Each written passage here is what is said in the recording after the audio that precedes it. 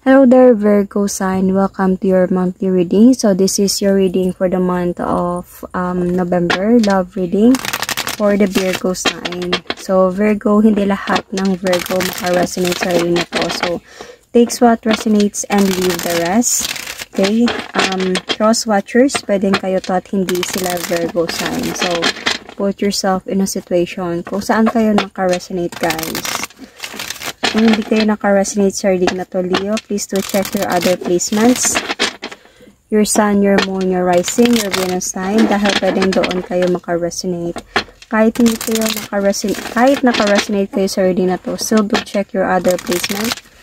Dahil pwedeng mag-connect doon yung reading niyo. However, maka-resonate pa din po. So, let's start. Ano yung kailangan yung malaman this month of November? Virgo sign, okay? Sun, Moon, Rising, Venus. Virgo. Ano yung situation niyo right now? Love reading. Virgo.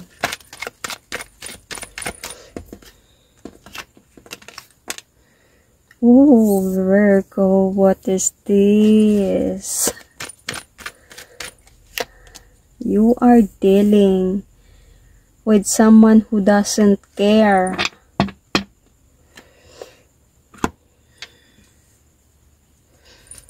Virgo, nawawalan ka na talaga ng, sabihin natin na, ng gana sa taong ito. Parang nagfe-fade na yung pagmamahal mo sa taong ito, Virgo. Or sabihin natin, if this is your person, this person is doing that. Sabi ko nga vice versa. Siya yung tao na masakit magsalita. He or she doesn't care. Alam mo yung matigas talaga yung ulo niya. Very stubborn person. And ano siya, waldas siya pagdating sa pera. Kaya hindi siya marunong mag-ipon hindi siya marunong mag-handle ng finances, and this is important to you, Virgo. So, nangangako siya sa'yo, pero hindi niya natutupad. Like, just pangako, pero napapako. And, napapagod ka na sa ganitong sitwasyon na meron siya. I can see that you are still in a relationship with this person. Even commitment might be. Kaya, sobrang naiipit ka sa situation. Lalo na, siguro meron kayong anak nitong person na to. So, maybe you're a mother. You are a wife.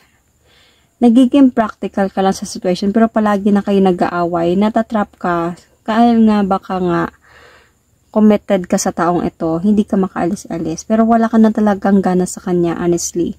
Parang ayaw mo na, hindi mo na siya na-appreciate sa mga ginagawa niya sa'yo. Masakit to magsalita. So, parang hindi mo na na-appreciate yung pagsasama ninyong dalawa. Especially your person. Very playboy, playgirl. Okay? Kung ano man, vice versa. Matigas ang ulo, masakit magsalita, hindi nakapag-ipon ng pera, hindi marunong humawak ng pera, waldas, sugarol, something mga ganong mga bagay. Kasi reverse siya lumabas eh. The Knight of Pentacles in reverse. Very immature person.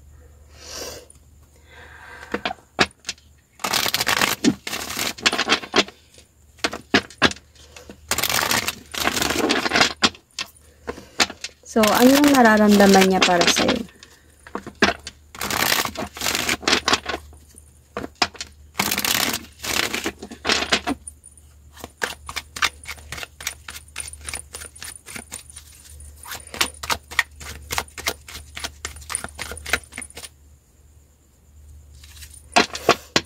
Ano yung nararamdaman niya para sa'yo, Virgo?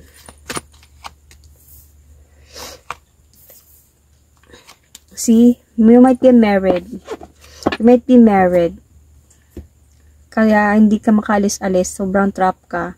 Pero ayaw mo na. Parang gusto mo na siyang iwalayan, wala ka ng gana sa kanya. And alam niya kasal kayong dalawa. So, this is for the people, married people, or sabi natin kung hindi man kasal, live-in partner, something like that, na meron responsibility. Alam niya din na, pakiramdam niyan, alam niya na sasaktan ka na sa mga nangyari. So, yung feeling niya dito, gusto niya pa din na, alam mo yung, iniisip niya yung anak ninyo, dalawa. Because of that, he still wanted to continue your relationship. Kasi nag-aaway na kayo eh.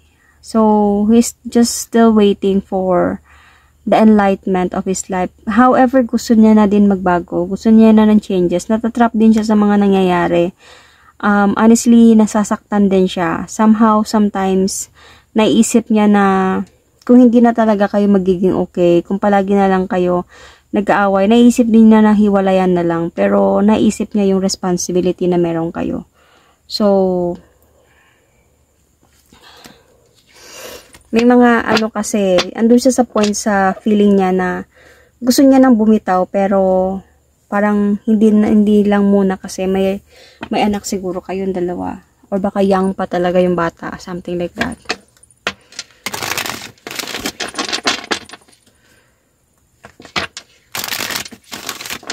So, ano yung nararamdaman mo sa taong ito?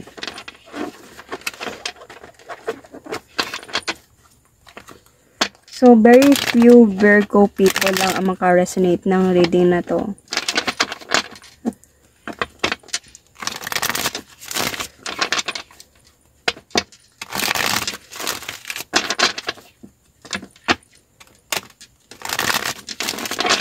So, ano yung nararamdaman mo sa taong ito?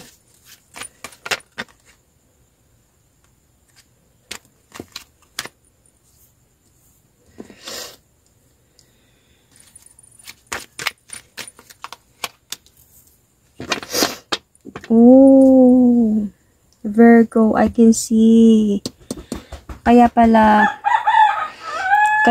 Queen of Cups to in reverse. Kasi wala ka ng gana sa kanya and meron ka ng iba. Parang may nagugustuhan ka na ding iba. Yung pakiramdam mo na you wanted to accept offer ng iba na already. So, you wanted to be single again. You wanted to have your freedom. Gusto mo siyang kausapin actually. Pasensya na sa ingay. Gusto mo siyang kausapin about this. You are really gathering some ideas paano mo to sabihin sa kanya nang hindi kayo nag-aaway, nang hindi kayo nagtatalo. So, yung pakiramdam mo kasi meron na din siya eh.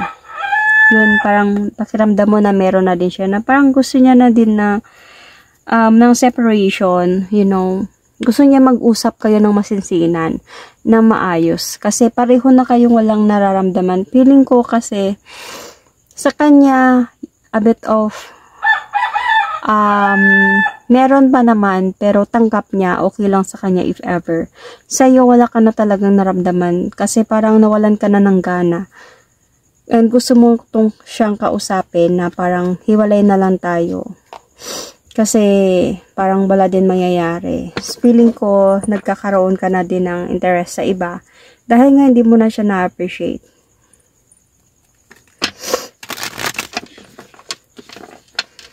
So, ano yung kailangan mong malaman this month of November?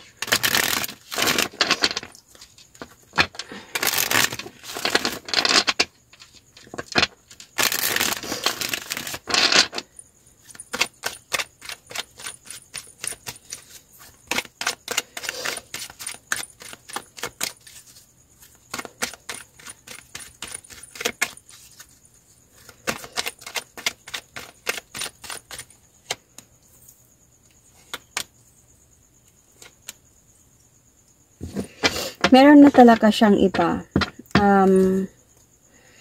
Feeling ko this month of November, still magkakaroon pa din kayo ng conflict, ng away. Mas masakit na away to, mas mabigat, mas nakakapagod to. Kung may physical dito, physical, emotional, mentally, masakit to. Like, nakakapagod to. So, feeling ko this November, it's either siya mismo mag-cut off ng sitwasyon ninyo dalawa or marriage ninyo ba, or you know, kasi juggled na siya between you and another person. Meron na din siyang iba. Nadja-juggled. Sometimes doon siya, sometimes dito siya. And pagdating sa iyo, palagi na lang kayo nag-away. So, this person, this November, there is a possibility na aalis siya emotionally dahil mag-o-offer siya sa iba ng new beginning. And parang hindi na niya na-appreciate yung sa inyo. Gusto niya na maging masaya. Gusto niya na nahanap niya yung happiness niya siguro doon. Siguro iniisip niya na lang sa iyo yung responsibility na meron sa inyo. And, yeah, yung nakita ko, gusto niya na nang maging masaya. Like, freely. With someone else. Yeah. Pinagplanuhan niya na to, naghihintay na lang talaga siya ng enlightenment. Gaya ng nakita ko dito sa naramdaman niya. Lumabas din siya dito this month of November. Naghihintay na lang siya ng tamang pagkakataon. So, I think this time, this November, andun na siya sa point na once na mag-away kayo ulit, parang bibigat yung away ninyo and siya mismo makikipag-iwalay dito. You are like feeling of gathering more information about this person na about the other person of your person. Okay, of your husband, sabihin natin. Gusto mo siyang kausapin talaga about might be your child, about sa mga paghiwalay, kung ayaw mo na ba, pagod ka na ba, then hindi mo lang masabi-sabi, and this November, dito na talaga siya lalabas. So, ano yung gusto niyang sabihin sa'yo? So, I think para sa akin, okay na din yun, kaysa pareho naman na kayo walang gana na sa isa't isa, then set it free. Kahit married kayong dalawa, like, kung hindi na din kayo masaya, nagkakasakitan na kayo, parang hindi na din worth it yung pagsasama. Lalo lang kayo magkakasakitan, pati yung anak niyo madadamay, magkakaroon ng emotional pain sa pag-aaway ninyong dalawa. So, ano yung gusto niya sabihin sa'yo?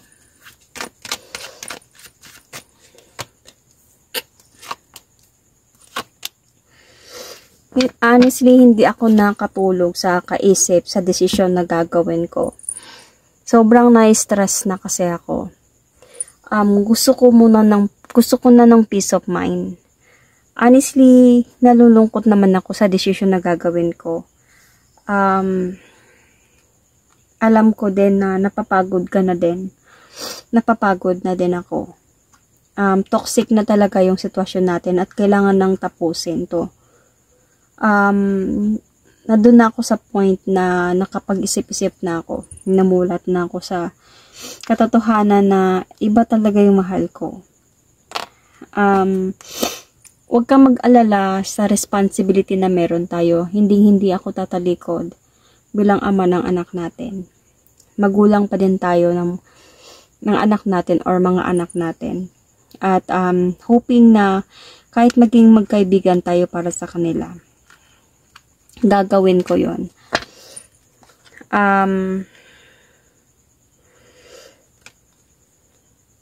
Kasi feeling ko kasi when I try na ayusin natin, nag-aaway lang tayo palagi at hindi lang tayo nagkakaintindihan. When you try as well, parang hindi pa din tayo nagkakaintindihan. So, parang nonsense na para magsama pa tayo.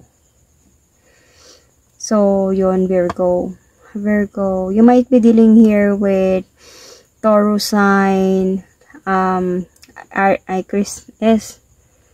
what is this? Aquarius sign, Libra, Gemini, Aquarius, Cancer, Scorpio, Pisces.